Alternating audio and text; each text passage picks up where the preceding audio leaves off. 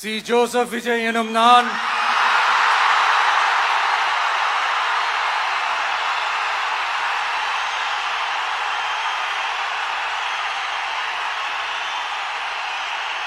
சட்டப்படி அமைக்கப்பெற்ற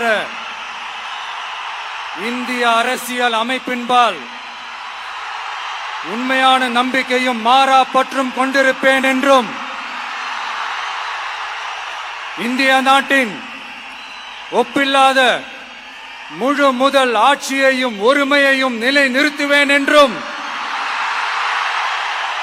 தமிழ்நாட்டு அரசின் முதலமைச்சராக உண்மையாகவும் உளச்சான்றின்படியும் என் கடமைகளை நிறைவேற்றுவேன் என்றும்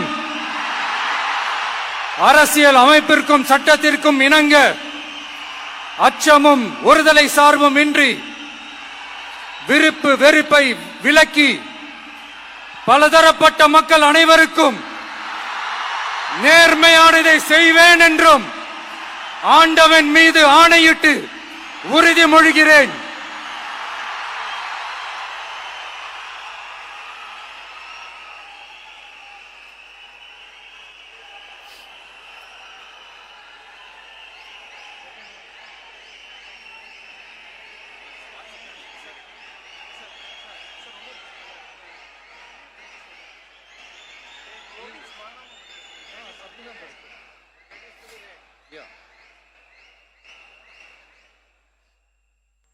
சி. ஜோசப் விஜய் எனும் நான்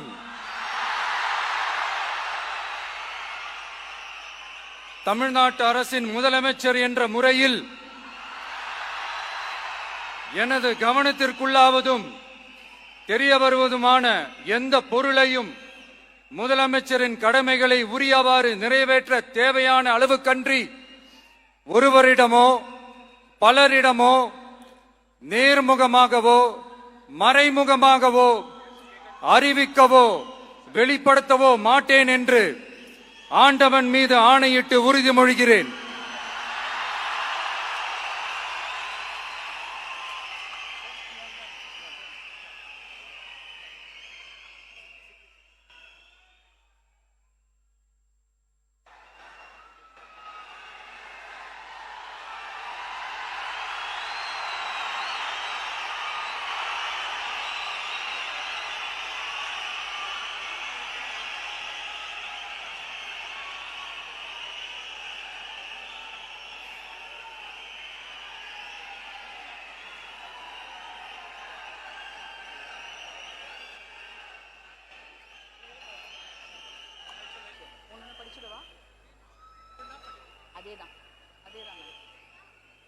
மாண்புமிகு தமிழ்நாடு முதலமைச்சர் அவர்கள் 2 மாதங்களுக்கு 500 யூனிட் வரை பயன்படுத்தும் வீட்டு மின் நுகர்வோர்களுக்கு 2 மாதங்களுக்கு 200 யூனிட்கள் கட்டணமில்லா மின்சாரம் வழங்கும் ஆணையிட்டுள்ளார்.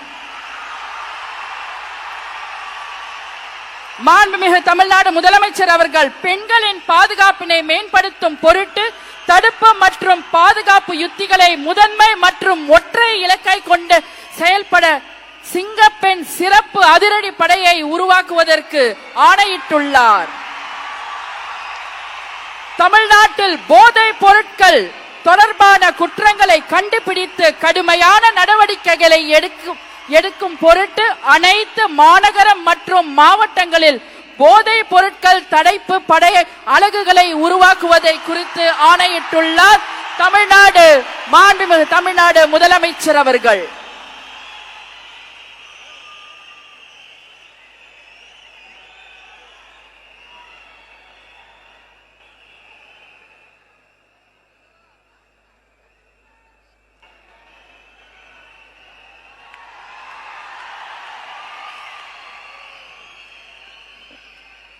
We welcome the Honorable Chief Minister of Tamil Nadu to address the gathering.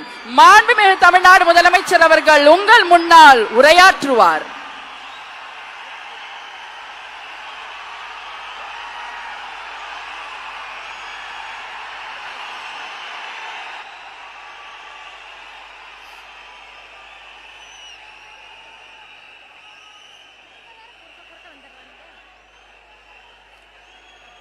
என் நெஞ்சில் குடியிருக்கும்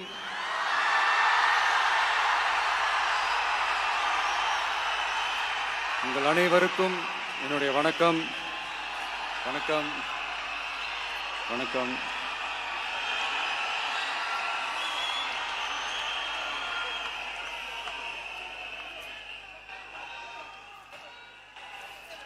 என்ன சொல்றது, எப்படி ஆரம்பிக்கிறதுன்னு தெரியல.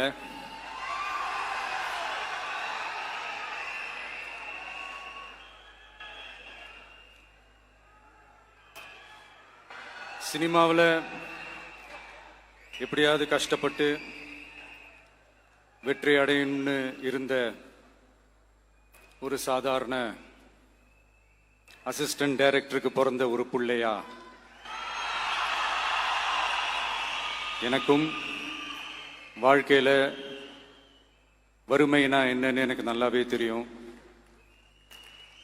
பசினா என்னன்னு எனக்கு நல்லாவே தெரியும். நான் ஒன்றும் பெரிய மன்னர் பரம்பரையிலிருந்துலாம் வந்துடல. உங்களை மாதிரி தான், உங்கள ஒருத்த மாதிரி தான், உங்க குடும்பத்தில் ஒருத்த மாதிரி தான், உங்க புள்ள மாதிரி தான், உங்க மகன் மாதிரி தான், உங்க அண்ணன் மாதிரி தான், உங்க தம்பி மாதிரி தான்.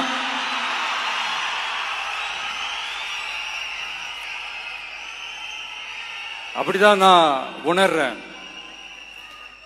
நீங்களும் என்ன அப்படி நினைச்சதுனாலதான் சினிமாவில் எனக்கு ஒரு மிகப்பெரிய ஒரு இடத்த ஒன்று கொடுத்தீங்க. அதையெல்லாம் விட்டுட்டு உங்களுக்காக நன்றி கடன் செலுத்துறதுக்காக அரசியலுக்கு வந்த உங்க விஜய, இந்த விஜய, நீ வா விஜய், நாங்களா இருக்கோம், பாத்துக்கிறோம். விஜய் தம்பி நீ வா, நாங்க இருக்கோம். விஜி தம்பி நீ வா, நாங்க இருக்கோம். அண்ணா நீ வாடா, நாங்களா இருக்கோம். நண்பா நீ வா நண்பா, நாங்களா இருக்கோம் சொல்லி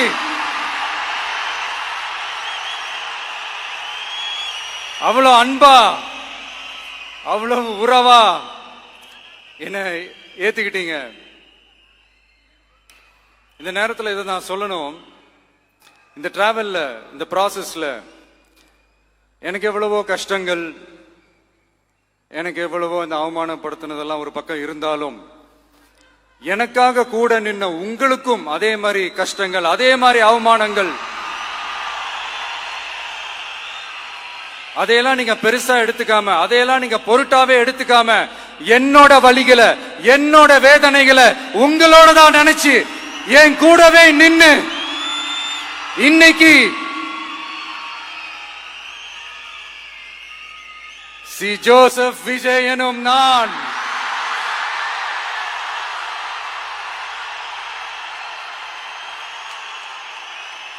அத உண்மையாக்கி இருக்கிறீங்க. உண்மையிலே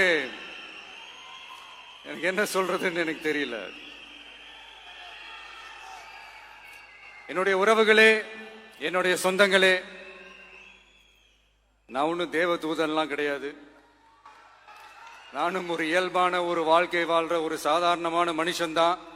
நான் முன்னாடியே சொன்ன மாதிரி அது செய்வேன் இது செய்வேன்னு பொய்யான வாக்குறுதிகள்லாம் கொடுத்தவங்கள நான் ஏமாத்த மாட்டேன். எது சாத்தியமோ அது மட்டும்தான் நான் செய்வேன். இம்மிடியட்டா உங்க மனசுல ஒரு கேள்வி ஒண்ணு வரலாம், அப்ப சாத்தியம் இல்லாததை செய்ய மாட்டாங்களா, செய்ய முடியாதா அப்படின்ற ஒரு கேள்வி ஒண்ணு வரலாம்.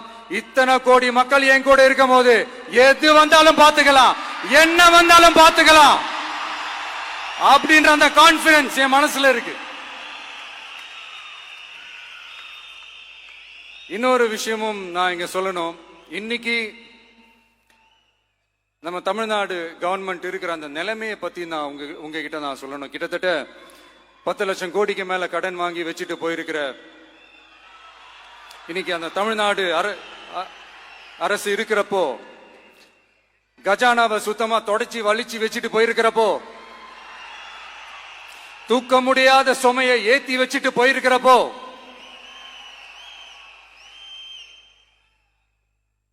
அப்படிப்பட்ட ஒரு நிலைமையில தான் இந்த பொறுப்பை நம்ம கையில் எடுத்திருக்கிறோம். உடனே நீங்க நினைக்கலாம், என்னடா இவர் ஏதோ பொறி வச்சு பேசுறாரா அப்படின்ட்டு. அப்படிலாம் எதுவுமே கிடையாது. உள்ள போய் பார்த்தா தான் தெரியும் எது எந்த நிலைமையில இருக்குன்னு. என்ன இருக்கு, என்ன இல்ல, எது எந்த நிலைமையில இருக்கு, எது எந்த நிலைமையில இல்ல. சோ அதையெல்லாம் பார்த்துட்டு உங்களுக்கு ஒரு வெள்ளை அறிக்கையா அதை வெளியிடணும்னு நான் நினைக்கிறேன். ஒரு டிரான்ஸ்பரண்டான ஒரு கவர்மெண்டா, அதாவது இன்னைக்கு நம்ம தமிழ்நாடு கவர்மெண்ட் இந்த நிலைமையில தான் இருக்கு அப்படின்றத உங்ககிட்ட சொல்லிட்டு I just want to take it forward from there. அதைத்தான் நான் முதல்ல செய்யணும்னு நினைக்கிறேன். தமிழ்நாடு பொறுத்த வரைக்கும் இப்ப யாரையாவது போய் ஏதாவது சந்திக்கணும் அப்படின்னா இந்த மூஞ்ச மூடிக்கிட்டு போய் சந்திக்கிறதோ, என்ன இந்த மறைமுகமா உங்களுக்கு தெரியாம போய் சந்திக்கிறதோ அப்படிலாம் நான் செய்ய மாட்டேன். எதுவா இருந்தாலும் வெளிப்படையாக ஒளிவு மறைவு இல்லாம தான் நான் செய்வேன். இவ்வளவு பெரிய ஒரு பொறுப்பை என் கையில கொடுத்திருக்கிறீங்க. அதே நேரத்தில் எனக்கு கொஞ்சம் அவகாசமும் நீங்க கொடுக்கணும்னு நான் ரிக்வெஸ்ட் பண்ணி கேட்டுக்கிறேன். நான் சொன்னதையெல்லாம் படிப்படியா நிறைவேற்ற நான் ட்ரை பண்ணுவேன், நிறைவேற்றுவேன். அதே நேரத்தில் எனக்கு கொஞ்சம் அவகாசம் கொடுத்தீங்கன்னா எனக்கு கொஞ்சம் உதவியாகவும் ஒத்துழைப்பாகவும் இருக்கும். இது உங்களுடைய ஆட்சி. பெண்கள் பாதுகாப்பை ரொம்ப ஸ்ட்ரிக்டா வச்சிருப்பேன். போதைப் பொருள் கலாச்சாரம் அதை கண்ட்ரோல் பண்றதுக்கு என்னென்ன ஸ்டெப்ஸ் எடுக்கணும், என்னென்ன முயற்சிகள் எடுக்கணும், இன்னிலிருந்து அதை நான் எடுப்பேன். நம்ம பசங்களை அதுல இருந்து காப்பாற்ற வேண்டியது நம்ம அரசனுடைய பொறுப்பு. அதே மாதிரி சட்டம் ஒழுங்கு எல்லாருக்குமான பாதுகாப்பை நான் உறுதிப்படுத்துவேன். என்ன அவமானப்படுத்துறவங்களாகவே இருந்தாலும், என்ன கஷ்டப்படுத்துறவங்களாகவே இருந்தாலும் அவங்களும் என் மக்கள் தானே. நண்பர்களாக இருந்தாலும் எதிரிகளாக இருந்தாலும் 8 கோடி மக்களும் என் மக்கள் தானே.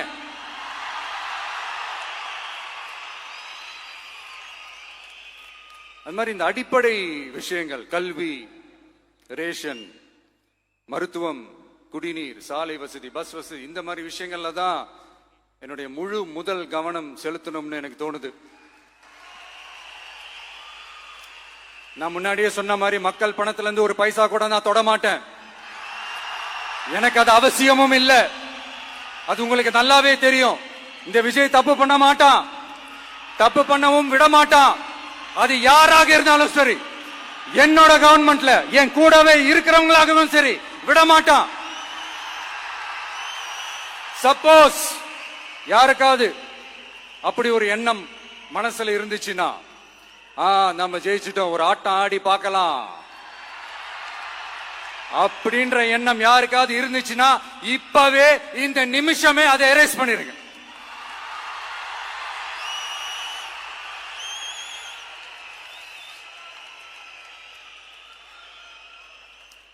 இங்க ஒரே சென்டர் தான், என் தலைமையில் உண்டான சென்டர்.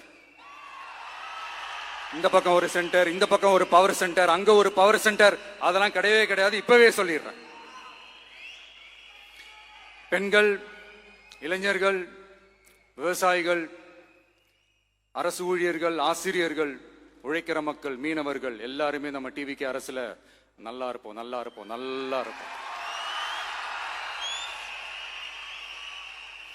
பிறப்புக்கும் எல்லா உயிர்க்கும் அப்படின்றத நம்ம சமரசம் இல்லாத அடிப்படை கோட்பாடு. சிறுபான்மை சகோதரர்களே, உங்களுக்காக நம்ம டிவிக்கு அரசு கூடவே நிற்கும். உங்களுக்கு அதுல எந்த விதமான சந்தேகமும் வேணாம். இந்து, முஸ்லிம், கிறிஸ்தவர்களுக்கான முகம்தான் இந்த விஜயனுடைய முகம். அதுல 100% நீங்க இந்த விஜயை நம்பலாம். இப்படி ஒரு சூழலை ஏற்படுத்தி கொடுத்த தமிழ்நாட்டு மக்கள், ஒட்டுமொத்த மக்கள், உங்கள் அனைவருக்கும் இந்த நேரத்தில் என்னுடைய நன்றியை தெரிவிச்சு, இன்னொருத்தவங்களுக்கு முக்கியமா நான் நன்றி சொல்லணும். அது இந்த விஜய் மாமாவோட குட்டி நண்பா, நண்பீஸ்.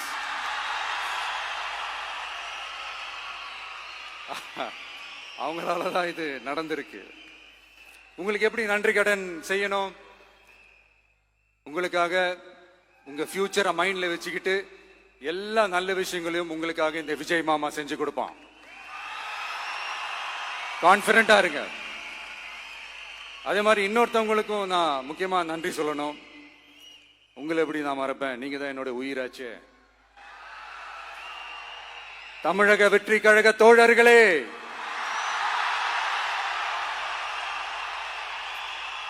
உண்மையில சொல்லனா நீங்க இல்லனா எதுவுமே இல்ல.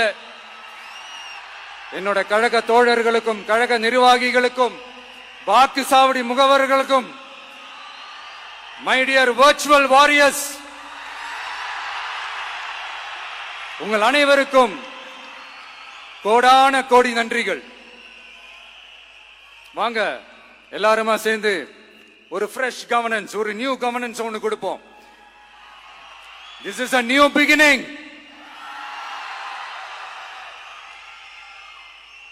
A new era of a real, secular, social justice starts now.